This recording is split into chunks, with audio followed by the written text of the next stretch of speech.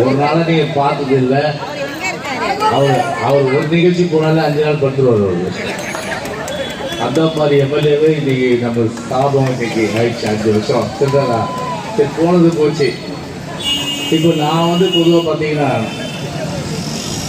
பொதுச்செயலாளர் நான் கேட்டேன் எந்த தொகுதி வேணாலும் கொடுத்துருவாரு இல்லையா. கன்னியாகுமரி கேட்டாலும் கொடுத்துருவாரு, கல்லூர் கேட்டாலும் கொடுத்துருவாரு, இந்த சைடு தருமபுரி கிருஷ்ணகிரி எது கேட்டாலும் கொடுத்துருவாரு அவர். ஆனால் எனக்கு கட்சி கட்டளையிட பட்சத்தில் ராயபுரத்தில் மட்டும்தான் நிற்பாங்க. பயந்து ஒரு ஆள் ஜெயக்குமார் கிடையாது. கிடையாது. சென்னையில் பார்த்தா கருணாநிதி பார்த்தா தொகுதி மாட்டார். அவரு ஒரே தொகுதி நின்னாரா? ஸ்டாலின் ஒரே தொகுதி நின்னா போலியா? ஸ்டாலின் ஒரே தொகுதியில் நிற்கலையே, கருணாநிதியே நிற்கல. இன்னைக்கு தமிழ்நாட்டில் பார்த்தா ஒரு அரசியல்ல ஒரு 4-5 பேருக்கு தான் அந்த வரலாறு உண்டு. ஒரே தொகுதியில 8 முறை, இது 8வது முறை ராயபுரத்தில் நிற்கிறேன். 8வது முறை.